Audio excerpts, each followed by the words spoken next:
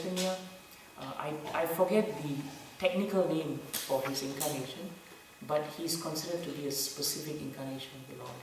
His specific duty was to annihilate the miscreant Kshatriyas, and that he did 21 times over.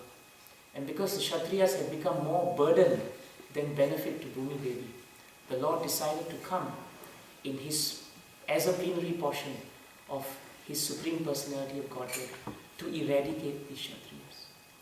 We also know that Parshuram lived very long, and he lived through Lord Ram's era, and I think that is the time when he actually met Lord Ram, and later on we find Parshuram also met Bhishma, yes, as you said. And finally the Lord, to glorify his great devotee Bhishma, was ready to let him take the stand and appeared to even be defeated. When Bhishma and Parshuram fought, because Amba had actually approached Parshuram, Parshuram was considered at that point unparalleled in warfare. But so was Bhishma. So you had two undefeated champions coming together to see who would defeat each other. But if memory serves me right, the Mahabharata also says that the battle actually ended up more as a draw. But Parshuram accepted defeat because he said, I cannot defeat you, therefore I stand defeated. And that is the glory of the Lord, that he has no qualms about glorifying his devotee. So I hope that helps. Thank you. Yes. Prabhuji, sorry, Prabhu. Is it thing of Tanya also met Parshuram on his tours of India? On his tours of India? South India, I think he comes to a certain mountain and there he actually meets Parshuram also. So in fact, this mountain, if I'm not wrong, Prabhu, is actually found in modern day Kerala, in this South India tour. Which is why the place where Lord Chaitanya meets Parshuram at that time is today a place where a temple of Lord Parshuram is. I've actually personally visited that area. And Kerala is actually known as, I think you know, you're shaking your head as if you know. So it is true, Parshuram Kshetra is another name for the land of Kerala. Because it is believed in Puranic records that Parshuram, after defeating the Kshatriyas, spent many years in solitude and meditation there. So yes, I recall that. Yes. So Parshuram is quite unique because he stays through a lot of, perhaps he wanted to take association of the Lord in his other forms. So Lord Ram, and then you find even up to the point of Chaitanya Mahaprabhu. Amoga Prabhu, you wanted to ask something. Is it okay if I ask something more about Parshuram? Yes, Prabhu. I hope I can help you there. It is stated that he killed the Kshatriyas 21 times. I'm sorry, I never understood actually how it's like logically happening. Like if he kills like the whole Kshatriyas, then how is it again coming back to Kshatriyas so he can kill them another time and then another time? I think it is fair to state, Bhagavatam doesn't give you a logical statement on how he killed 21 generations, but as far as I remember reading the 9th canto, the description is that each generation that he killed also begot another generation of Kshatriyas. And because the spirit of the Kshatriyas in the next generation was also a burden, the Lord had to eradicate that many generations before the Kshatriyas became peaceful and obeyed and behaved themselves according to Varnashrama Dharma. Okay, like this, so they already had multiplied before, yeah. That would possibly be the case. Yeah. And that is why, you find 21 generations. And in fact, if you read Bhagavatam, you'll find eventually the Lord's transcendental anger could only be appeased finally by his ancestors, Jamadagni, and Jamadagni has to finally pray to the Lord. And this is found in the Parashuram Purana, and this is also read in Kerala very often, that Jamadagni had to actually make wonderful prayers to Lord Parashuram to let him know that, my Lord, you have done your part, Bhumi Devi has been appeased, and your time is now up. So 21 generations, the Lord decided was necessary to cleanse the Kshatriya race. That's all that I can share with you on this point.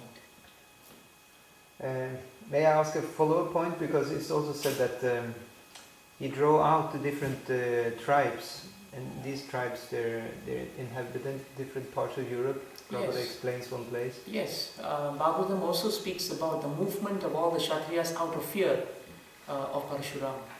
So in killing and annihilating the Kshatriyas, Parashuram also contributed to the migration of Kshatriyas all around the world and the formation of different races, which are actually connected to Mahabharata, and that must have also been the Lord's plan, that all these persons were moved out and they then inhabited different parts of the world under different names. But ultimately Prabhupada writes in the purport, the important thing to take from this is the fact that Vedic culture was actually spread all across the world.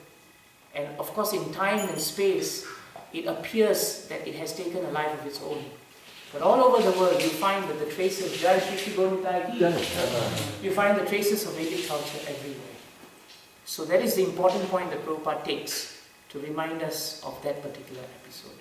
Thanks, because I just wondered about actually the time when it happened, because you say it's in relation to Mahabharata, so it is in our lifespan, I mean our yuga, in the end of See, Parashuram lived a very long time, Prabhuji. Yeah. So it is possible that this process across 21 generations must have taken a while. It must have taken a while. It must have actually overlapped into the era of the Mahabharata. Okay, yeah. I see. Is that okay, Prabhuji? Yeah, thanks. Yeah. Thank you. Prabhuji, please. Also more, you just mentioned this Parashuram Purana. I've not heard about that. Is that like the... Actually, yeah, it is the glories of Parashuram and prayers in glorification of Parashuram. When I was in Kerala, I remember the ISKCON devotees speaking about it, the temple president speaking about it, because it is a tradition in Kerala to glorify the Lord in this form. But when I asked him where this Purana is available, he also said that excerpts of these prayers come from different parts of the Puranas. I'm not sure which Puranas they come from, but they are prayers taken from Puranas and put together in the temple where they chant the prayers in offerings to Parashuram. Okay, because also, isn't that, because there are 18 main Puranas, yes, but also there are other Puranas besides this? Yes, there are 108 Puranas all in all, of which 18 are principal. Okay, that's what I understand. And in these 108 Puranas, I remember reading that there are subdivisions of the Puranas also. So which means there are different parts of Puranas which may glorify certain aspects of the Supreme Lord. So that's what I understand. So the 18 principal Puranas are there, and there are others also. Maybe not so widely translated, maybe not so widely read. But they exist. They exist.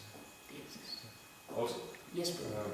I heard a story about actually this with Renuka coming back from having fetched water, and actually, who was that who said that? It's not in the Bible, but I just want you to confirm exactly if that's bona fide or not.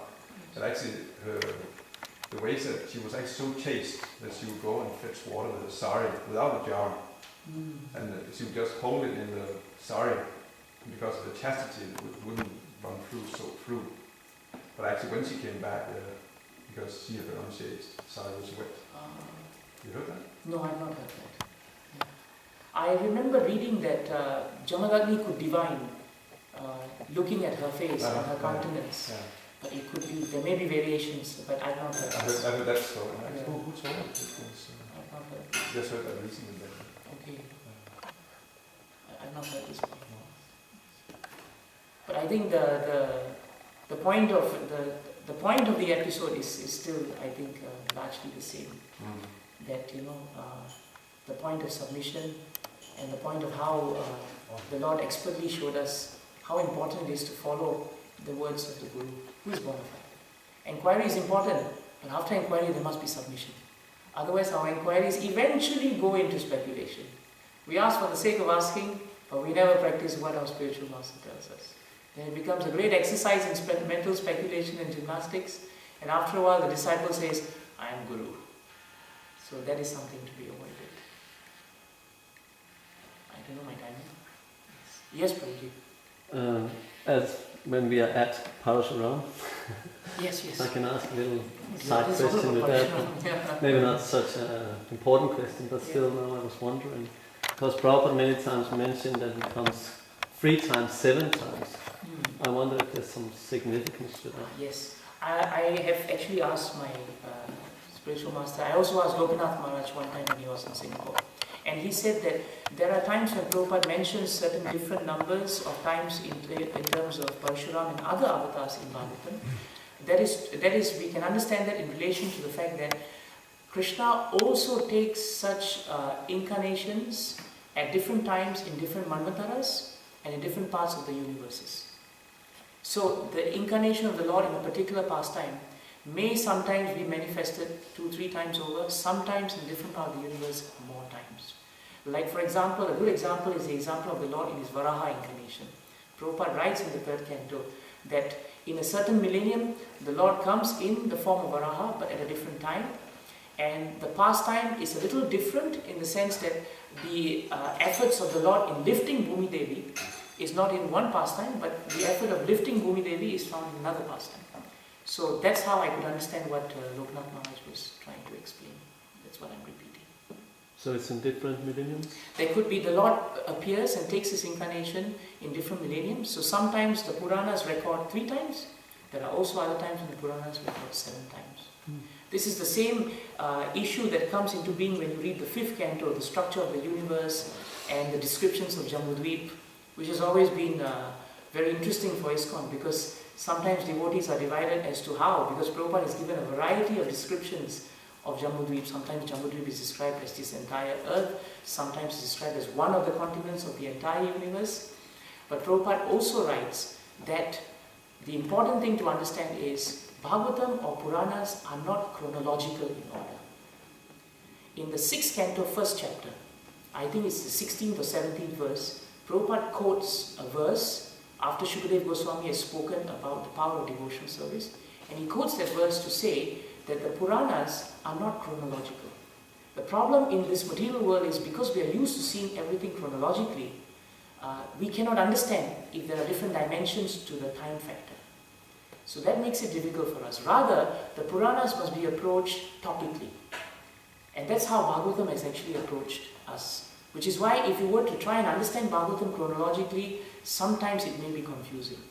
But if we understand the concepts of devotional service topically, then we come to understand that the Acharyas are more interested in substance than in form. So that's what I can share. That will also correspond to a Actually, it would. question. It would. Yeah, it would. It covers quite a few areas and ground. Is it time to stop? I should stop.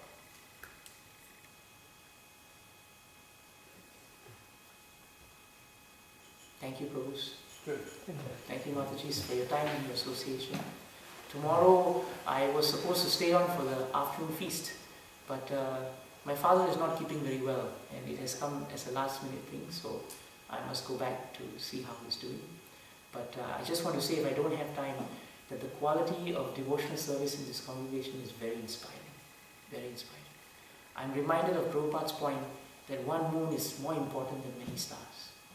And I think this is the foundation on which you have built this temple. And if we can keep that point, that the quality and fabric of devotional service is what finally attracts even quantity, and not the other way around. My experience is, if you get into the magic box of statistics and decide that the success of a temple is measured by how many plates we give out or how many people we see, then we forget the substance. The substance is, what are we doing in the glorification of the Lord, and how are we serving? If we have that in mind, then I think you can see by how Prabhupada established this movement, automatically all opulence, all awesome power, all morality, they come very naturally on the platform of devotional service. Hare Krishna. Namo Vishnu Krishna Krishna